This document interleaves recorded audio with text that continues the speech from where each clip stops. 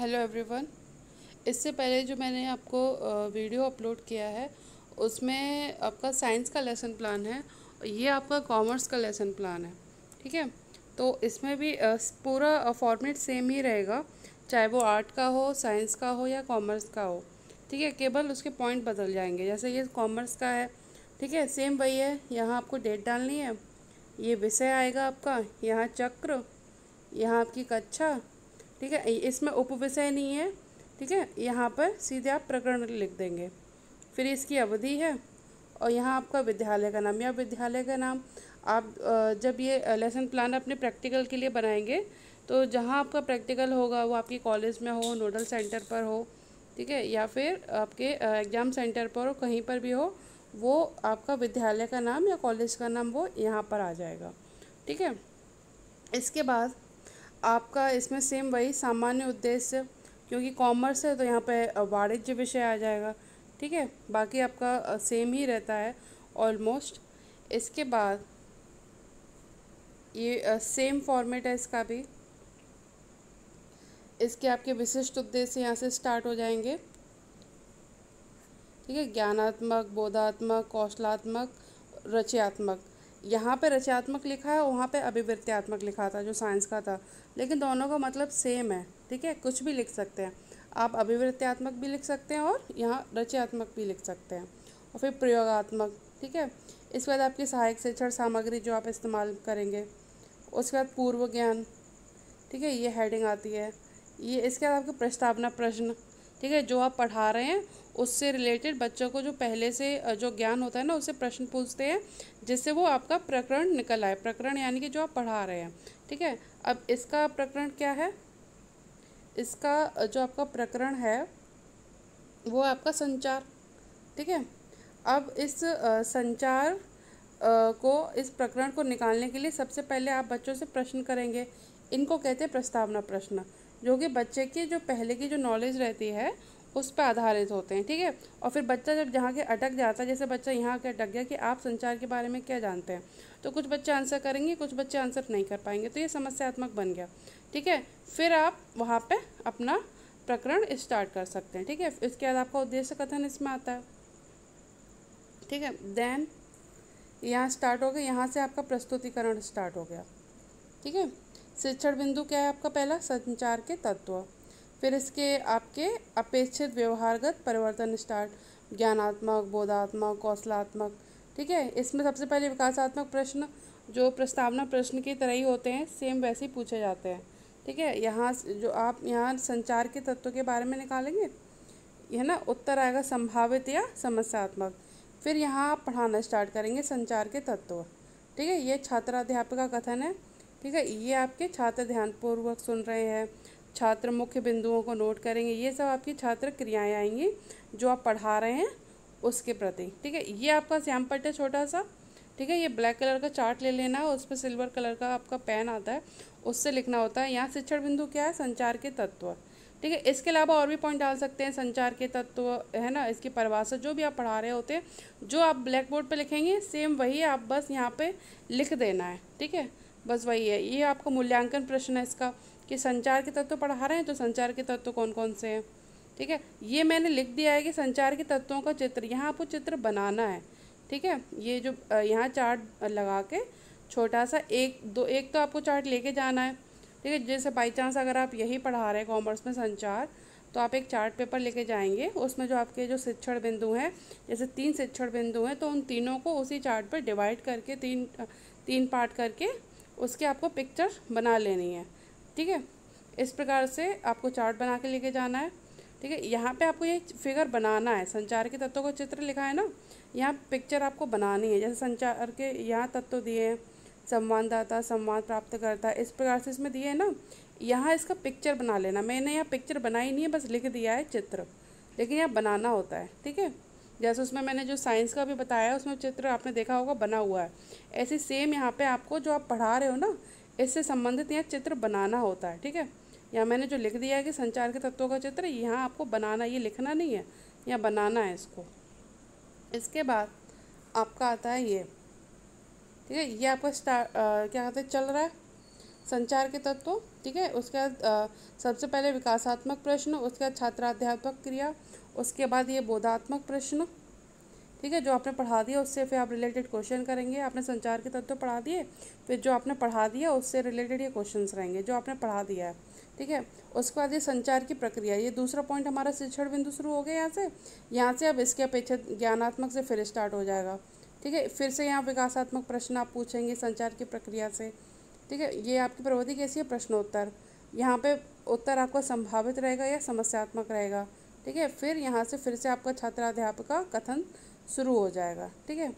यहाँ पे ये लिखा है ना, संचार की प्रक्रिया को दर्शाता हुआ चार्ट, यहाँ पे आपको यहाँ बनाना है, ठीक है। ये लिखना, यहाँ आपको लिखना नहीं इसको, ठीक है। इसको इसको तो आप बिल्कुल मत लिखना। ये छात्राध्यापिका कथन के आगे ये जो लिखा है इसको आप लिखना नहीं, यहाँ पे आपको ये चित्र बनाना है, ठीक है। ये जो मैंने लिख दिया है ना संचार की प्रक्रिया का चित्र, ये इसको नहीं लिख देना यहाँ पर, यहाँ पे चित्र बना देना है, ठीक है। जो भी संचार की प्रक्रिया जो आप पढ़ाएंगे उसका ग्राफिकल प्रेजेंटेशन बता दीजिए, जो भी आपको बताना है, परिभाषा लिखनी है परिभाषा लिख दीजिए, यहाँ पे आपको चित्र बनाना है, ठीक है। ये इसका मूल्यांकन प्रश्न है जो शिक्षण बिंदु दूसरा है हमारा, कि संचार की प्रक्रिया से आप क्या समझते हैं, ठीक है। ये शिक्षण बिंदु है, संचार की प्रक्रिया। इस प्रकार से आगे जब हम बढ़ेंगे तो हमारा फिर ये इसके बाद हमारा तीसरा पॉइंट आ जाता है संचार के साधन, ठीक है। इसके वापस से इसके भी परिवर्तन ज्ञानात्मक, बोधात्मक, कौशलात्मक, ठीक है। इस प्रकार से ये स्टार्ट है। फिर इसके विकासात्मक प्रश्न, फिर छात्रात्मक जो छात्राध्यापका क्रिया, कथन, ठीक है। इस प्रकार से ये भी स्टार्ट है। फिर जब ये जो आपने पढ़ा दिया है ये आपके बोधात्मक प्रश्न, इसके इसी से रिलेटेड जो आपने ये जो स्टेटमेंट पढ़ाया है उसी के ये जो है क्वेश्चंस होते हैं, इसी स्टेटमेंट में से क्वेश्चंस ये निकल के आते हैं, ठीक है। ये शिक्षण बिंदु ये ब्लैक चार्ट पे आप लिख देंगे जो संचार के साधन, ठीक। ये संचार के साधन का चित्र बनाना है। यहाँ पे आप मोबाइल बना दीजिए, अखबार बना दीजिए, टेलीविज़न बना दीजिए, जो भी आपके संचार के साधन हैं आप यहाँ कुछ भी बना सकते हैं। अब ये लिखना नहीं है कि संचार के साधन का चित्र, यहाँ पे बनाना है, ठीक है। संचार के साधन क्या होते हैं, जैसे आपके फ़ोन हो गया, अखबार हो गया, रेडियो हो गया, टेलीविज़न हो गया, यहाँ पे इसको इनके चित्र बना देना है। एक बना दीजिए, दो बना दीजिए, जो भी आप मतलब जो भी आपको सूटेबल लगे, जो आपको अच्छे से अच्छा आप बना पाए वहाँ आप यहाँ बना दीजिए, ठीक है। ये आपको मूल्यांकन प्रश्न आ जाएगा कि संचार के साधन के बारे में आप क्या जानते हैं, ठीक है। तो ये जो लिखा है ना कि संचार के साधन को दर्शाता हुआ चार्ट, ये यहाँ पे इसको लिखना नहीं है, वो केवल यहाँ पे बताने, ये जो है ये जो लेसन प्लान जो लिखा है ये केवल कैसे लिखा जाएगा फॉर्मेट, इसीलिए ये लिख दिया है, ठीक है, कि संचार को साधन को दर्शाता हुआ चार्ट। लेकिन इसको यहाँ लिखना नहीं है, छात्राध्यापिका कथन लिख के सीधे आपको ये स्टेटमेंट यहाँ से स्टार्ट कर देना है, ठीक है। ये चार्ट आपको यहाँ बनाना है, ठीक है। आप कुछ भी बना दीजिए, कंप्यूटर बना दीजिए, कुछ भी बना दीजिए, ठीक है। बस ये लिख मत देना कि संचार के साधन का चित्र, इस प्रकार से इस पर लिखना नहीं है, चित्र बनाना है, ठीक है। इसके बाद ये आपने तीनों आपके शिक्षण बिंदु हो गए। फिर यहाँ से आपका पुनरावृत्ति प्रश्न शुरू हो जाएंगे जो आपने पढ़ा दिया तीनों पॉइंट में, ठीक है। इस उसमें आपके अति लघु उत्तरीय प्रश्न हैं, सही गलत है, रिक्त स्थान है, मिलान है, ठीक है। और इनके जो अति लघु उत्तरीय प्रश्न इनके उत्तर तो इनके नीचे ही लिखे होते हैं, बाकी आपके जो सही गलत है इनके उत्तर अलग से लिखने होते हैं। ये इन कोष्टक में मत लिख देना, ये ब्रैकेट बने हैं ना इनमें मत सही गलत लिख देना, अलग से लिखना होता है। ऐसे रिक्त स्थान जो दिया है ना, ये गैप नहीं फिल करने होते, अलग से उत्तर देने होते हैं, ठीक है। जैसे बुक्स में होता है ना, बुक्स में अलग से आंसर लिखे होते हैं, अलग से मैचिंग लिखी होती है, सेम वही फॉर्मेट रहता है। इसके बाद आपका ये लास्ट पेज आपका ये रहता है निरीक्षण कार्य और गृह कार्य का, ठीक है। ये आपका लास्ट पेज है।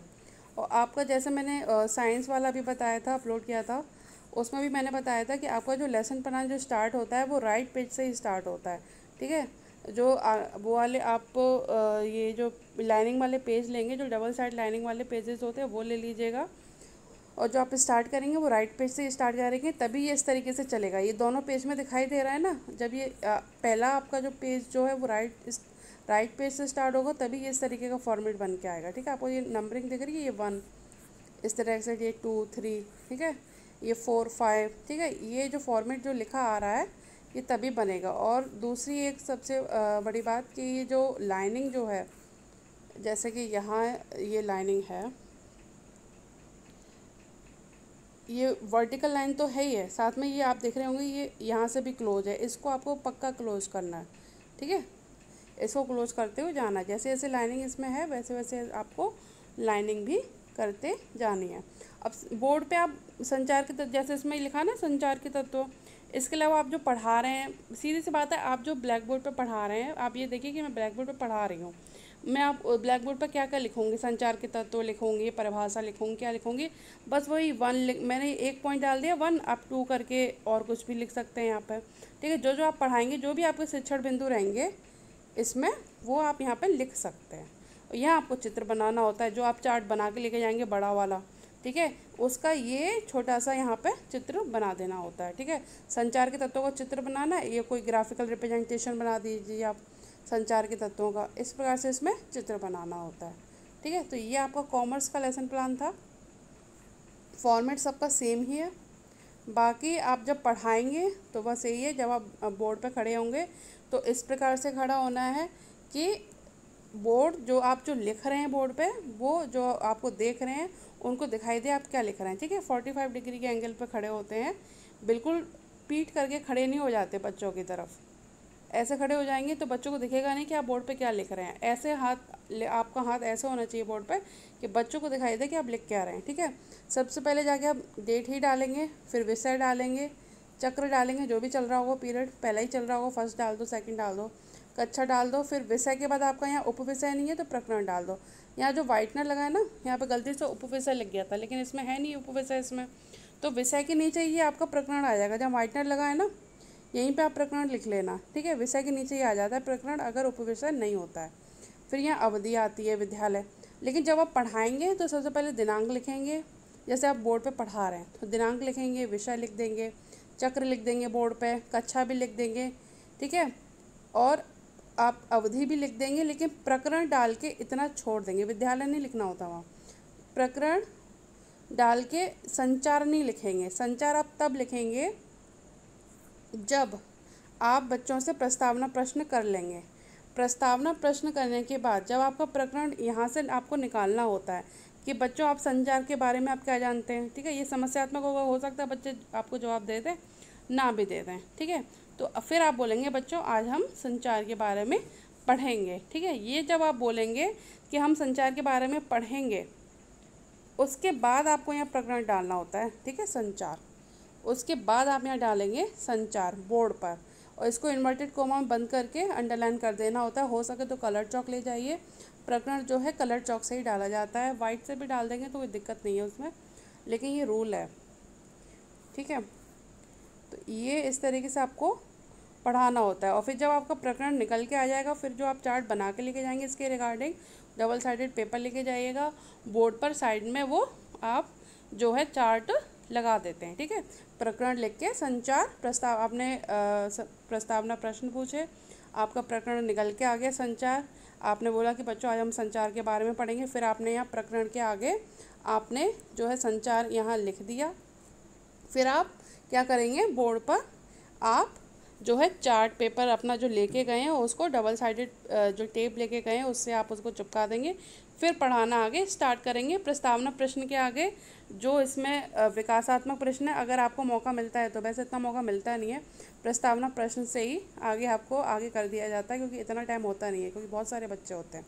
ठीक है, अगर पढ़ाने का मौका मिलता है तो प्रस्तावना प्रश्न के आगे जब आपका प्रकरण निकल गया, आपने जो है चार्ट पेपर भी अपना जो है उस पर बोर्ड पे चिपका दिया, उसके बाद आपके विकासात्मक प्रश्न शुरू हो जाते हैं।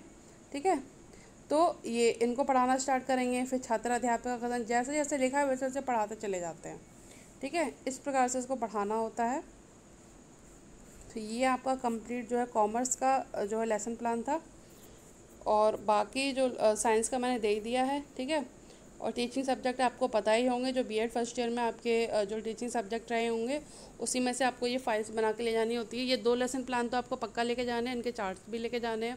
बाकी रिकॉर्ड फाइल रहती है, आप अपने कॉलेज में पता कर लीजिए कि आपको बनानी है या नहीं बनानी है, क्या करना है उनका। ठीक है, धन्यवाद।